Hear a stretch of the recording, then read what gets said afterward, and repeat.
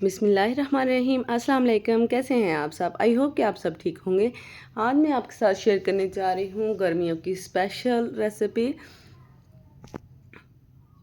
जो कि है इमली आलू बुखारा शरबत। बनाना बहुत ही आसान है। इसको आप घर पे बना के फ्रीज़ भी कर सकते हैं, सेव कर सकते हैं, 1 से 2 महीने यूज़ कर सकते हैं। गर्मियों के लिए बहुत ही बेस्ट है। तो यहाँ पे मैंने लिए है 250 ग्राम्स इमली ली है और 250 ग्राम्स ही मैंने लिए हैं आलू बुखारा। इनको हमने भिगो के रखना है, तकरीबन 2 से 3 घंटे के लिए भिगो के रख देंगे।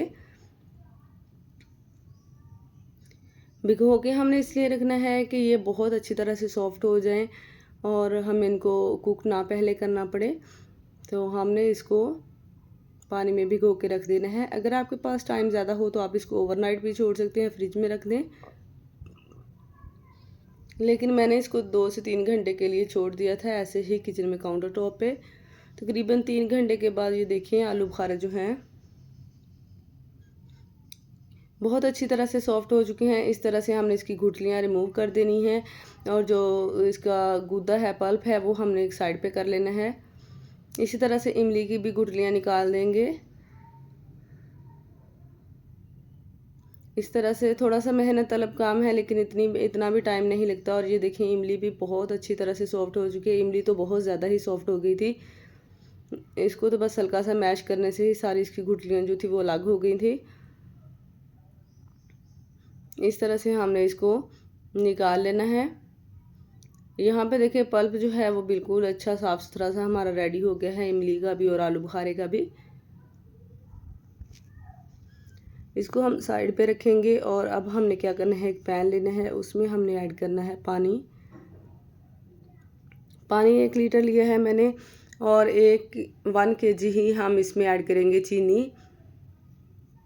और अब हमने इसको पकने के लिए छोड़ देना है। इतना गाढ़ा कर लेना है चीनी भी अच्छी तरह से डिज़ोल्व हो जाए और पानी जो है इसकी क्वांटिटी भी पहले से काफ़ी कम हो जाए।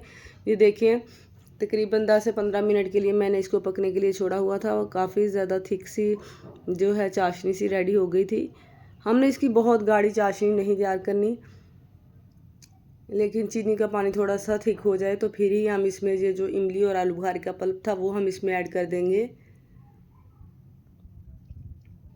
इसको हम अच्छी तरह से मिक्स करेंगे और इसको हमने पका लेना है तकरीबन 15 से 20 मिनट के लिए लो फ्लेम के ऊपर, ताकि ये अच्छी तरह से कुक हो जाए।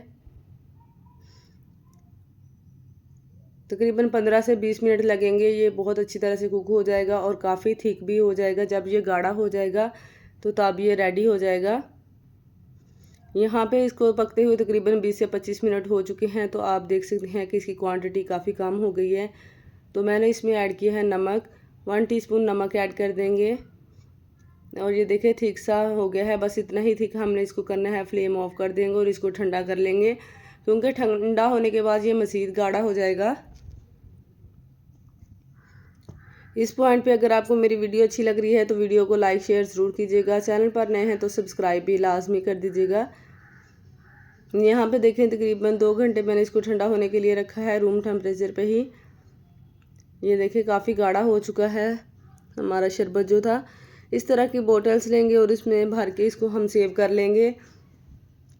आपके पास शीशे का कंटेनर हो तो उसमें भी ऐड कर सकते हैं। तो यहाँ पे हम इसको अब रेडी करेंगे। आइस डाली है मैंने 1 गिलास में और इसमें ऐड कर देंगे पुदीने के पत्ते और लेमन कटिंग करके, ताकि देखने में भी अच्छा लगे। और इसमें हमने डाल दिया है जो हमने शरबत रेडी किया था, उसमें मैंने 1.5 गिलास पानी ऐड किए हैं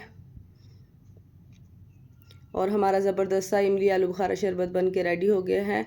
ज़रूर ट्राई कीजिएगा, बहुत ही मज़ेदार और ज़बरदस्त सा घर पे ही बना के रेडी कर लिया है हमने। बाज़ार से लेने की ज़रूरत नहीं है, घर में हम इजीली ये चीज़ें बना सकते हैं। मिलेंगे नई रेसिपी के साथ, नई वीडियो के साथ। इजाज़त दीजिए। अल्लाह हाफिज़ एंड थैंक्स फॉर वॉचिंग।